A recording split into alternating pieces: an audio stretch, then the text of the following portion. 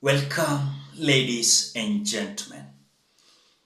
MIGUNA is coming out to drop a bombshell just few weeks after the death and the burial of the late CDF General OGOLLA. MIGUNA alikuwa pale Obina TV, and as per his statement is something that even we said in this channel. He has come out to attack the late OGOLLA's son, Joel Rabuku OGOLLA, as what he did was eventually not according to the expectations of not only Luos and their culture, but also bigger percentage of Kenyans who came out asking the reactions and the statements of the late General OGOLLA's son, Joel Rabuku OGOLLA. I want you to listen to MIGUNA, then we continue. But before we do that, ladies and gentlemen, I've realized that you guys, you watch the video, you don't like the video, then you go. Please, I want to remind you, ensure you like this video. When you like this video, you automatically support the work that I'm doing. I will appreciate you so much if you consider liking this video. We are going to recommend it in YouTube, and you're going to make this video reach more people. So consider liking the video. Let us listen to whatever MIGUNA is saying. Benga TV, they're asking General OGOLLA. A lot of people have theories around it. Yeah. So what about General OGOLLA? What's your take? Was he killed? Was he? No, I mean, it would be responsible for me to declare that General OGOLLA was killed when I have not done an investigation and conclusively determined that he was killed. Okay. But his death is shrouded in mystery. And a lot of people like me do not want the rush and the muzzling tendencies that we saw at the funeral and surrounding his burial. His children spoke a bunch of rubbish. That boy does not know what he was talking about. Joel, his son. Complete rubbish. You know? You cannot say, and this one speaking even as a Luo, you cannot say there is any Luo man who says, bury me within 72 hours, bury me naked, don't eat at my funeral. What rubbish is that? Where was this boy raised? He has no authority to speak about the burial of his father, traditionally. He should have kept quiet and gone back to Nairobi. Yeah. And there is no way that as a son you can rule your father's death as accidental. Was he there? Let this thing be investigated professionally. I don't like the fact that the military are investigating it. Because what if he was killed by a fellow military man? What if his deputy killed him? What if other military people killed him? What if the thugs killed him and the military want to cover it? All these questions, there should be no question that cannot be asked. We need to ask all the questions. And they all need answers. And they all need answers. That are verifiable. Correct.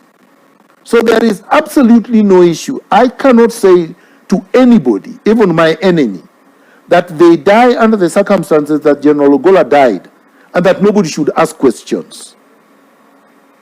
This silly thing that, oh, asking questions will not bring him back to life. What nonsense is that? It will prevent another death if it was caused. You understand? Or if it was negligence, we would be able to prevent another negligent death. Why not? Sure. A human being is not a dog. They cannot die just like that. And generals do not just fall from the air. That's also true. So we have to ask about all these questions because a CDF is secured just like a president. Where was the evacuation team? Where was the evacuation strategy? Where was the rescue strategy? Where were the escort planes or helicopters? Do you understand my point? So why should we not ask them? If in fact, as people are speculating, the plane or the helicopter was changed in the morning, who did? Ultimately, who gained out of the death? The motive. Very important. Motive. President Ruto did not gain because it is him some people are accusing. So he didn't gain, right? But somebody did. Who is it? There you have it. Now, Kenyans, that is the statement of MIGUNA, that we must ask questions. And the reason why we are asking questions is that we need answers. And these answers must be verified. And we must understand what we are seeing, not things that is perpetuating propaganda across the board. I want to say that time when General OGOLLA was announced dead, I saw the son was so furious with those individuals who leaked the death message of his father. Especially, he was furious about the bloggers. And when you look at even his motive of attacking the bloggers was because he thought like it was only the EGH, that was William Ruto, EGH, who was going to break the news. Hakujua kwamba despite of his attack, Kenyans were busy watching him and listening to him. It was not the expectations of Kenyans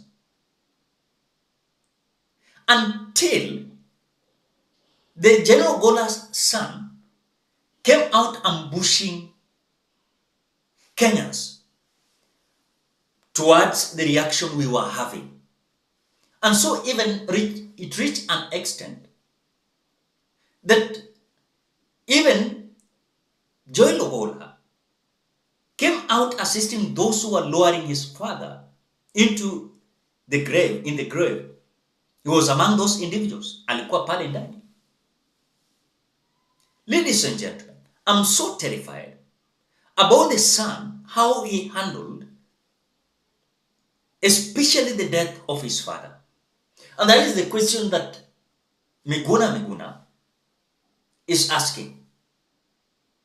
It was not a right thing as per the culture. You know, every community, they are having their culture. And they usually don't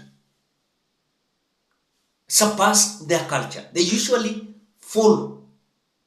When you look at the Kikuyus, they usually have their own culture.